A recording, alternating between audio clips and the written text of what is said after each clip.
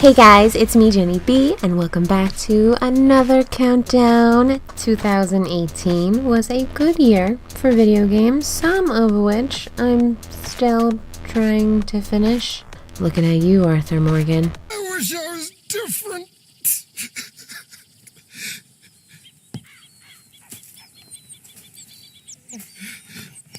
So today we are going to talk about which games this year stuck out for me the most, and why they were so game-tastic.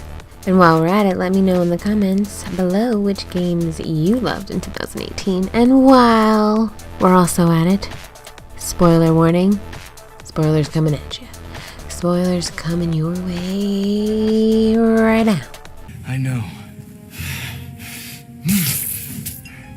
But this is the wrong way, Martin. Number 5, God of War. Bringing it in with the sexy but tough-loving and strict dad Kratos at number 5. This game was beautiful. The environments are ever-changing with the story and completely diverse, and the graphics will completely blow you away. The details on your son Atreus' face, Freya's turtle house, or whatever she called it, Chorley. Basically, you wake up one day with the burden of burning your dead wife with the tree that she has specifically marked for you, and then wants you to take her ashes of her, and I'm guessing the dead tree, up to the highest point in the world. Meanwhile, this tree you've so happily burned down for your dead wife turned out to be your protection tree, and all those gods know where you are, and they want vengeance. Thanks, Faye. Feeling the love over here. The fact that as you play the game, the environments change around you.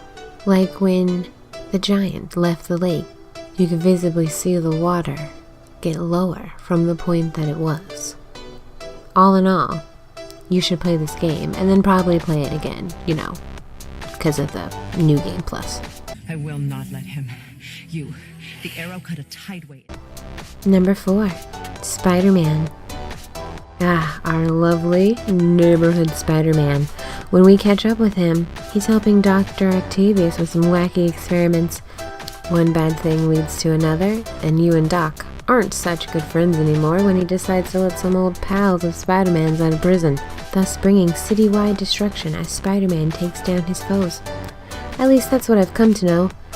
Still 3 hours in, still swinging from buildings. It's just so much fun, you guys. Whee! Spider-Man's fight mechanics were very similar to the Batman games, which still gave the game a very good challenge once fighting some enemies. The graphics were downright jaw-opening, knowing that you had the entirety of New York City right before you.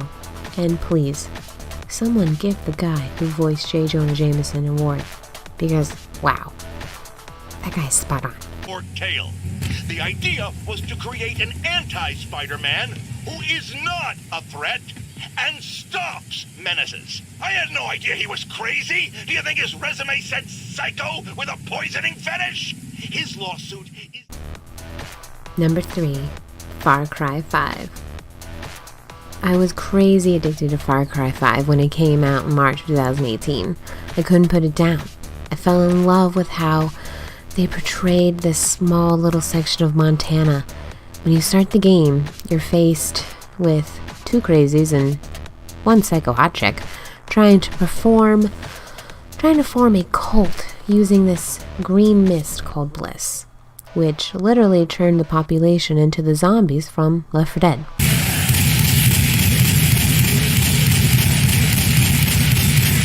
Besides the hunting and fishing that got me hooked for hours, the fact that I could soar the sky with planes and wingsuits just made it perfection.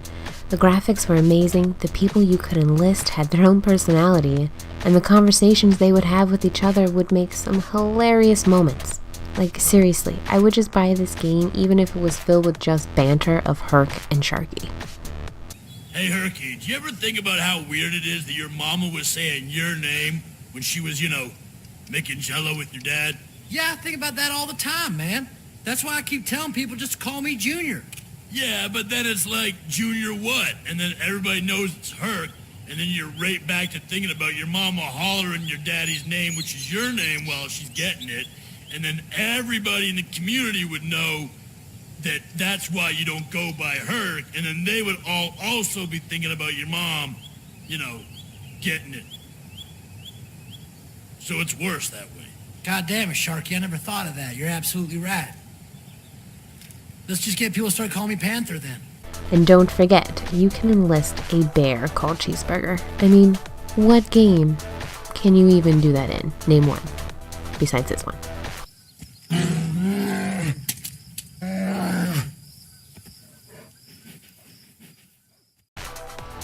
Number 2, Detroit Become Human.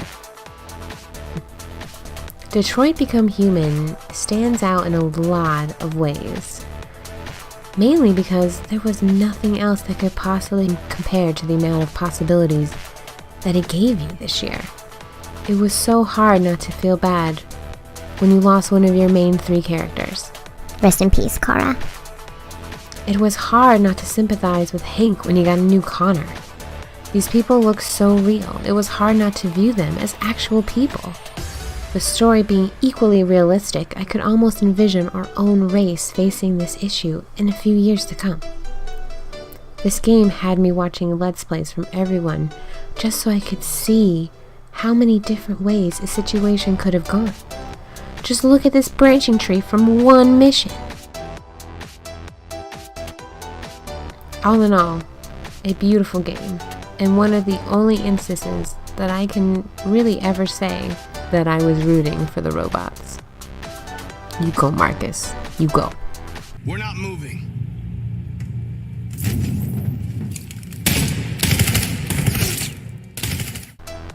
Number 1, Red Dead Redemption 2. Are any of you surprised? This game has everything that made Far Cry 5 great, but better. You're a rough and rugged cowboy that could or couldn't, depending on your actions, have a heart of gold. And you're Dutch's right-hand man, as he continuously screws over you and your band, the last of the Wild Westers, with some really bad decisions. But while Dutch keeps metaphorically digging your grave deeper, you can fish the most realistic fish you've ever seen in an action adventure. You can hunt the most beautiful and majestic creatures, although not as vicious as the Far Cry 5 ones, still just as fun. It has all the things that made the first one amazing, like the fight mechanics, the beautiful weather, and the variety of people you meet from all over.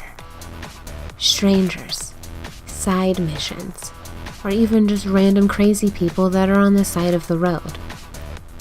So if you haven't wrangled yourself a copy of this game, you are missing out. Yes, you are a compulsive liar. No need to be like that.